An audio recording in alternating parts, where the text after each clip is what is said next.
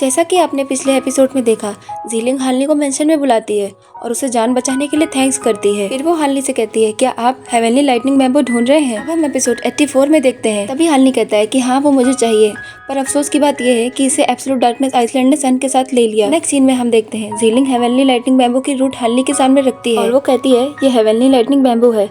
मेरे पिताजी जानते थे कि बहुत वैल्यूएबल है, इसीलिए उन्होंने इसे 2 पार्ट में डिवाइड कर दिया था। ये उसका दूसरा पार्ट है। अगर आपको इसकी नीड है तो प्लीज आप इसे रख लो। फिर जीलिंग कहती है, सीनियरली स्कॉर्पियन आइसलैंड में जो कुछ भी हुआ वो मैंने एक्सपेक्ट नहीं किया था। मैंने सोचा कि बैकअप के लिए मैंने एक परफेक्ट प्लान बनाया है, लेकिन एब्सोल्यूट पावर के सामने सब बेकार हो गया।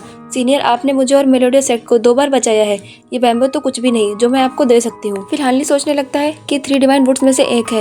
ये हेवनली लाइटनिंग बैम्बू है, ये अभी भी ग्रो कर सकता है। फिर हालनी जीलिंग को थैंक्स करता है और वो बैम्बू को रख लेता है और वो बोलता है कि मुझे सच में इस बैम्बू की बहुत जरूरत है। फिर जीलिंग हालनी से कुछ टाइम मांगती है और वो कहती है, इस लड़ाई में हमने 2 core formation guest disciple under को खो दिया। फिर हालनी कहता है, जो भी हुआ वो अनएक्सपेक्टेड था। जाओजोंग और अंडरफू को एब्सोल्यूट डार्कनेस आइसलैंड ने मार डाला। आप पब्लिक को बता सकती हैं कि उस दिन क्या हुआ था। स्टार पैलेस को इस इंसिडेंट के लिए उन्हें ब्लेम करना होगा। फिर जीलिंग कहती है, ये बहुत इंप्रेसिव है। फिर वो हालनी को मेलोडियस सेट के गेस्ट एल्डर डिसाइपल बनने के लिए इनवाइट करती है, लेकिन तभी हालनी उसे मना करते हुए कहता है कि मुझे अभी अपनी कल्टीवेशन पर फोकस करना है।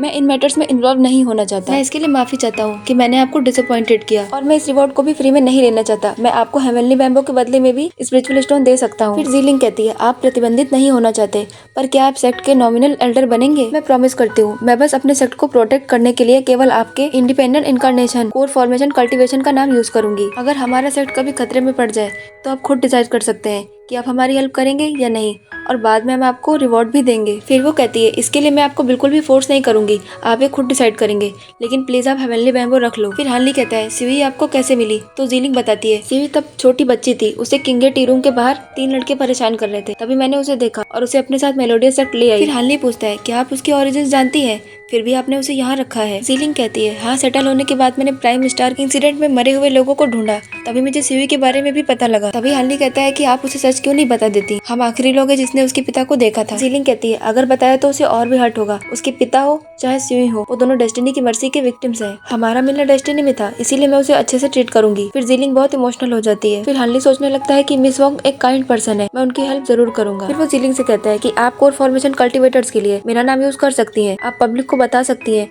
मैं पब्लिकली मना नहीं करूंगा, लेकिन मैं फ्यूचर में गारंटी नहीं ले सकता। फिर जीलिंग बहुत खुश हो जाती है और हालनी को थैंक्स करती है और कहती है, हमारे बिजनेस का 10% बेनिफिट आपके घर भेजा जाएगा। फिर हालनी वहाँ से जाने लगता है और जाते हुए कहता है कि मिस वोंग, आप अपनी कल्टीवेशन को और इम्प्रूव करें। फिर हम नेक्स्ट सीन में देखते हैं जीलिंग ग्रैंड एल्डर से मिलने जाती है और वो बोलती है, मेलोडी सेट को हर चीज स्टार प्लेस ने दी है, हम स्टार पैलेस को और ग्रैंड एल्डर को कभी निराश नहीं करेंगे, लेकिन हमारे 2 सीनियर जाओजेंग और एल्डर फू को डार्कनेस आइसलैंड के विलन्स ने मार डाला। ग्रैंड एल्डर कहते हैं, अब मेलोडी सेट का पूरा चार्ज आप पर है, लेकिन 2 कोर फॉर्मेशन कल्टीवेटर्स के बिना आप क्या करेंगे? जीलिंग कहती है, मैंने 2 कोर फॉर्मेशन कल्टीवेटर्स को गेस्ट डिसाइपल बनाने के लिए नियुक्त किया है, हम मैनेज कर सकते हैं। जहाँ तक डार्कनेस आइसलैंड के फाइट का सवाल है, ये सब आप पर डिपेंड करता है। ग्रैंड एल्डर कहते हैं, हालांकि डार्कनेस आइसलैंड के पैट्रियार्क और मैंने स्ट्रगल विराम को बुलाया, पर इस बार उन्होंने लाइन क्रॉस कर दी। मुझे अफसोस है कि आपकी कल्टीवेशन बहुत वीक है, फ्यूचर के लिए आपको खुद ही ग्रो करने की जरूरत है। फिर ग्रैंड एल्डर जीलिंग को मिसिंग मैप वॉइड हेवन के बारे में बताते हैं। इसमें हेवन हॉल नाम का मिस्टीरियसली लैंड छिपा है, ये जब एक बार खुल जाता है तो आप कोई चांस ढूंढ सकती है, लेकिन बेटर होगा कि कोर फॉर्मेशन से ऊपर की कल्टीवेशन के साथ हो। फिर वो मैप जीलिंग को दे देते हैं। जीलिंग ग्रैंड एल्डर को थैंक्स करती है और जीलिंग वहाँ से चली जाती है। नेक्स्ट सीन में हम हालनी को देखते हैं जो कि हेवनली लाइटनिंग बैम्बू को ग्रो करने की कोशिश कर रहा होता है। वो सोचता है ये मिडिल थंडर टेलिस्मान के बराबर है, ये कॉमन डेमोनिक बीस्ट और फाउंडेशन स्टेबलाइजमेंट कल्टीवेटर्स को खत्म करने के लिए काफी है और दोबारा ग्रो भी कर सकता है, और हालनी बैम्बू को ग्रो करने की कोशिश में लगा रहता है। फिर हम कुछ महीने बाद हेवनली लाइटनिंग बैम्बू को ग्रो करता हुआ देखते हैं और वो सोचता है ये 5000 सालों से ज्यादा बढ़ने के बाद लाइटनिंग पावर ब्लू हो जाएगी। ये हजारों सालों से भी पुराना है, इसे गोल्डन लाइटनिंग बैम्बू भी कहा जाता है। कल्टीवेटर से डिवाइन डेल्बिन लाइटनिंग बैम्बू भी कहते हैं, इसकी लाइट से सभी डेविल्स मर सकते हैं। फिर हम नेक्स्ट सीन में देखते हैं, बहुत सालों बाद हालनी आसमान में बिजली की गड़गड़ाहट को सुनता है और वो सोचता है ये हेवनली बैम्बू की है, ये बहुत लुभावना है, अब बुरे काम करने वाले सब डर जाएंगे।